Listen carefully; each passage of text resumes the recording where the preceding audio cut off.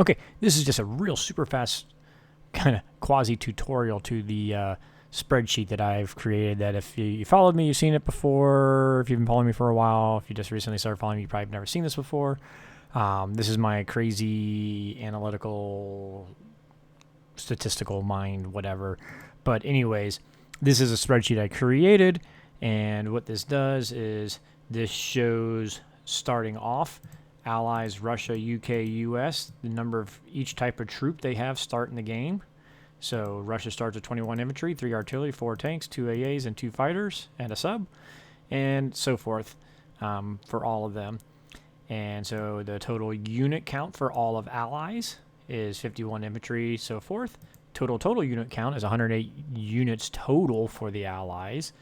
And then the IPC value of those units, the attack power of those units, the defense power of those units, the attack strength and defense strength.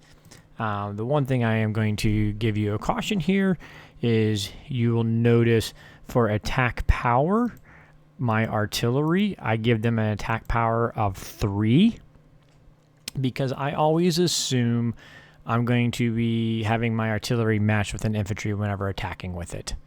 And that way my attack power for all my infantry is just the 1 as it's supposed to be, but artillery really are going to bring an additional 2 attack power. So I consider artillery an attack power of 3, even though I think the game calls them 2s. So if you wonder why the numbers come out different than what the game has as you do it, that's one of the biggest reasons right there.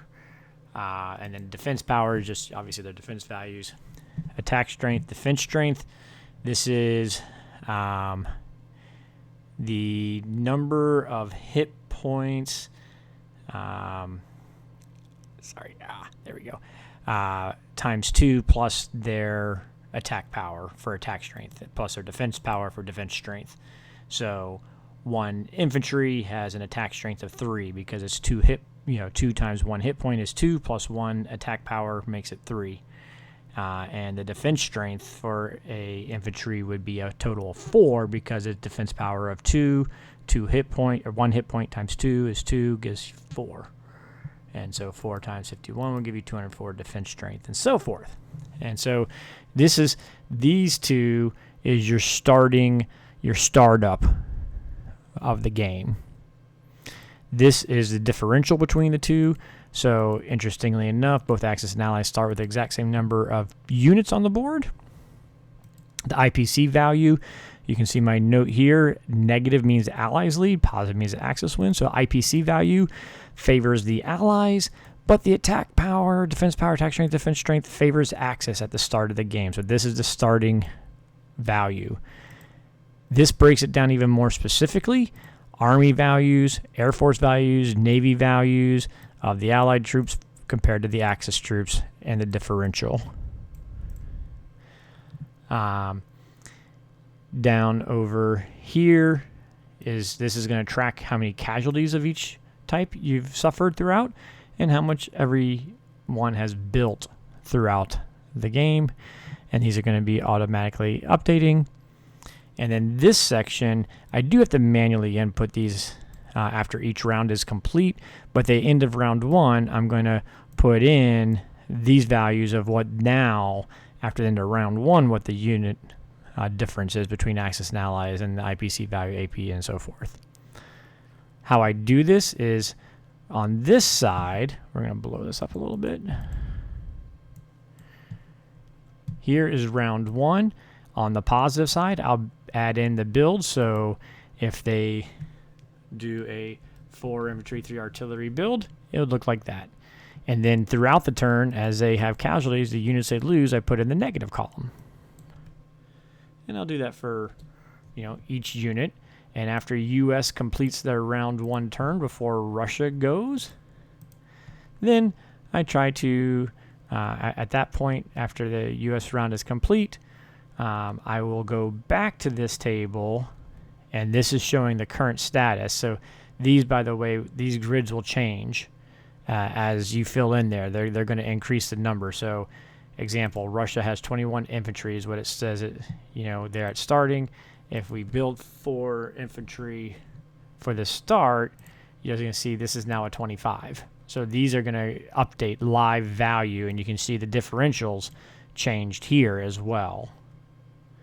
So after I finish entering US1's data, I'll take whatever these numbers are and just manually type them down here so I know the end of round 1 looks like.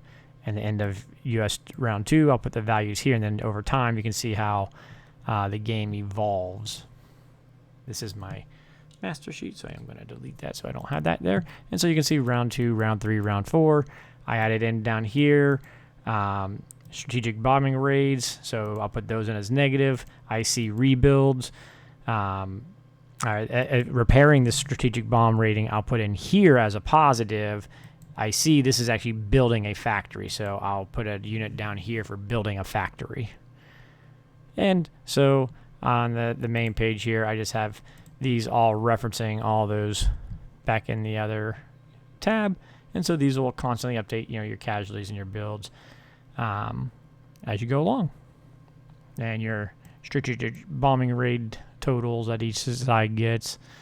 I did add this in for at the end of the game to mark whether this game was a KJF, KGF, 2 Ocean.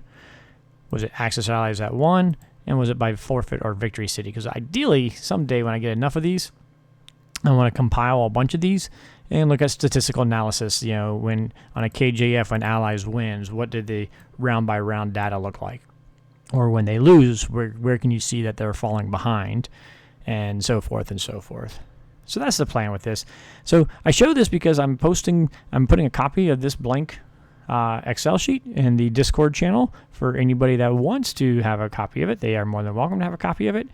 If you'd love to share the data you collect back with me for my database, that would be awesome too. And so yeah, there's my crazy statistical mind and what all this is showing. So if I occasionally pop this up, you'll know what I'm talking about with these.